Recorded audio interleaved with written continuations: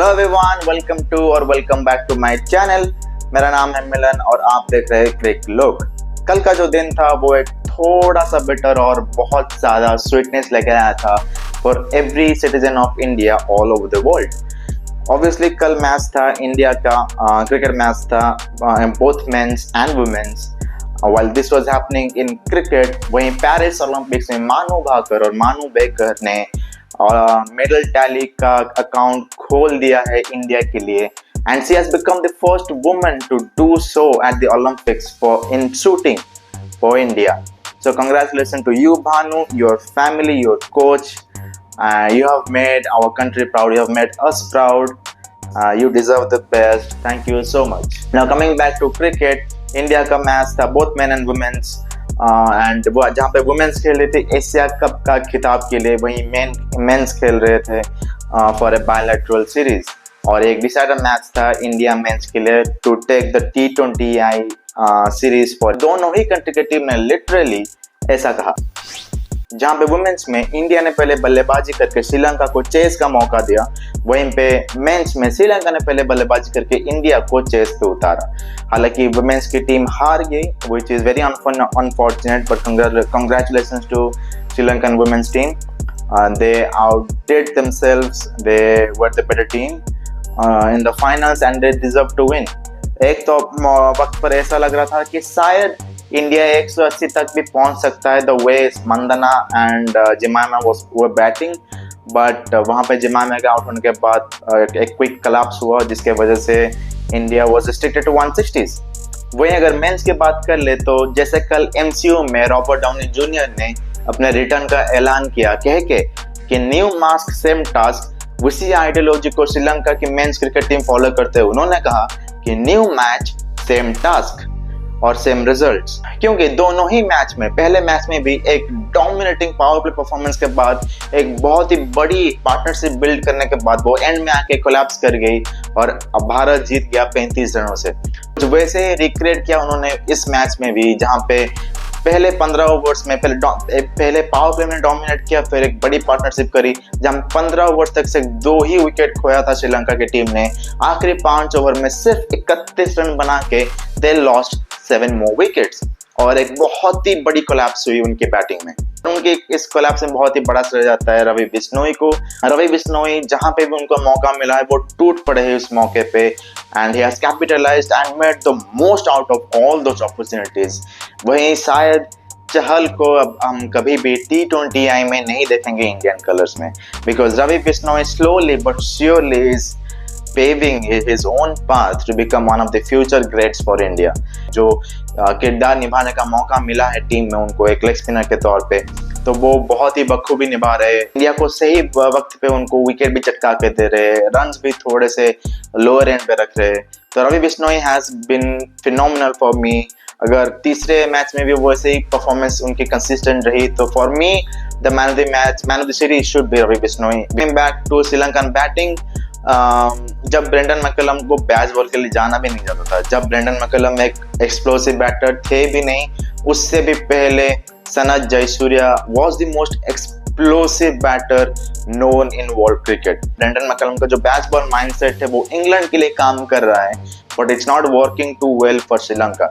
Opening में बहुत ही अच्छा कर रहे हैं और पार्टनरशिप भी बिल्ड कर रहे हैं, but when it matters the most, the last 5 overs, वहाँ पे थोड़ा सा माइंड यूज करके खेलना पड़ता है। बट सनत जयसूर्या का जो ब्रूट माइंडसेट है वो अपने बैटर्स को के ऊपर भी उन्होंने ट्रांसफर कर दिया है, फॉर विच दोनों ही पहले दोनों ही मैचेस में बहुत ही बड़ा कोलैप्स किया उन्होंने, which caused them the series now. Brute mindset is not working for Sri Lanka in the long haul.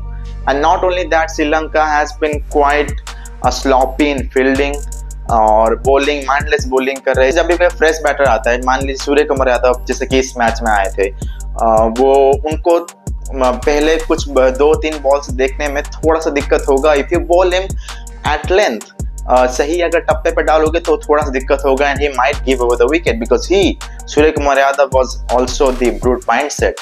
But उनको अगर आप स्लॉट में ही देंगे, उनके फेवरेट लेग साइड एरिया में ही देंगे और कोई फील्डर भी नहीं सेट करेंगे, ट्रैप भी नहीं सेट करेंगे सूर्य कुमार यादव के लिए, तो वो मेरे मायने में वो एक माइंडलेस बॉलिंग है।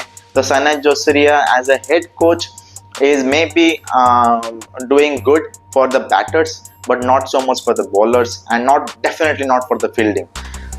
पाकिस्तान के साथ खेल के जिम्बाब्वे और श्रीलंका की फील्डिंग बहुत ही ज़्यादा स्लॉपी हो चुकी है. As soon as Jayasuriya has taken up the head coach title, थोड़ा सा बदलाव तो लाए है वो सारे कॉन्फिडेंस में, सारे श्रीलंका के प्लेयर्स के कॉन्फिडेंस में. जहाँ पे सिराज को देख के श्रीलंका का बैटर्स के पांव कांपते थे, वहीं पे सिराज को पहले ही गेंद को स्टेप आउट करके कवर से ऊपर से मार रहे. तो there has definitely been a shift in the confidence for Sri Lankan batters, but Jadeja के एब्सेंस में ऑलराउंडर की भूमिका बहुत ही अच्छी तरह से निभा रहे हैं हार्दिक पांड्या. विकेट्स उन्होंने कंसिस्टेंटली लिए हैं, ठीक मौके पे उन्होंने विकेट झटका है, and he has also become the hero for team India in the finals. तो उनकी परफॉर्मेंस काफ़ी अच्छी रही है from that 2023 world cup exit, and he has been performing consistently ever since. After 23 World Cup, Hardik Pandya को कभी भी कोई भी फिटनेस इशू में हमने नहीं पाया है. पर्सनल इश्यूज को हम बाद में रखते हैं. कोई भी फिटनेस इशू की वजह से उन्होंने कोई भी मैच मिस नहीं किया. तो दैट बेग्स द क्वेश्चन कि जो कैप्टनशिप का टाइटल उनसे छीना गया. नॉट दैट सूर्य कुमार यादव एक अच्छे कैप्टन नहीं बन सकते. उनका जो माइंडसेट है is basically about T20I format. He knows the format very well. He knows how things work in T20I and how things quickly turn और shift for the other team. तो उनको सब कुछ मालूम है. He will probably become a very good captain for India in the T20I colours. बट जो reason देना कि फिटनेस रीजन देना to stripping away the captaincy title from Pandya बिल्कुल भी एक क्लियर वजह नहीं लगती है. I'll let you guys be the judge of it. कुशल मेंडिस ने जायसवाल को एक बहुत ही चीकी तरीके से आउट करने की कोशिश किया था. बहुत ही चीकी विटी बनने की कोशिश कर रहे थे कुशल मेंडिस. एलेक्स कैरी ने एक्सेस के एक सीरीज में जॉनी बैरिस्टो को आउट करने के लिए किया था. बैरिस्टो को आउट करा दिया गया था, but Jaiswal was back in his crease. Not out उनको करा दिया गया. हालांकि बैरिस्टो को जस्टिस वापस मिल गया था क्योंकि इंग्लैंड ने वो मैच ऑस्ट्रेलिया से जीत लिया था. अब जब जस्टिस की बात कर ही रहे तो मैं आप सभी लोगों को एक बात बता दूं कि कोई भी अब और संजू सैमसन के लिए जस्टिस नहीं बोलेगा. जो भी लोग कहते थे कि उनको मौके नहीं मिलते, एक्चुअली में उनको मौके मिलते रहे हैं in regular intervals, but he has not been able to make the most of all those opportunities. Another Rohit Sharma is gone, so it was a perfect opportunity for Sanju Samson to play as an opener. और opening करते वो बहुत ही अच्छा खेल सकते थे, but what he did, he got out on the first ball. तो मौके उनको मिलते रहे, लेकिन अगर वो उस मौके पे गोल्डन बतख करेंगे तो I don't think he can last very long in the T20I format as well. Sanju Samson नहीं होते तो we already have a keeper. And Rituraj Gaekwad is a phenomenal opener. Shubman Gill as well. हमारे पास 5 ओपनर पड़े हैं and we have a keeper. Abhishek Sharma could keep as well. That being said, this is the end of our video. अगर आपको ये video अच्छा लगा then like और share जरूर कीजिए अपने दोस्तों के साथ, अपने ग्रुप्स में, अपने क्रिकेट रिलेटेड फेलोज में. And most importantly, subscribe to my channel for daily cricket videos and updates. And I will see you in the next one. Peace.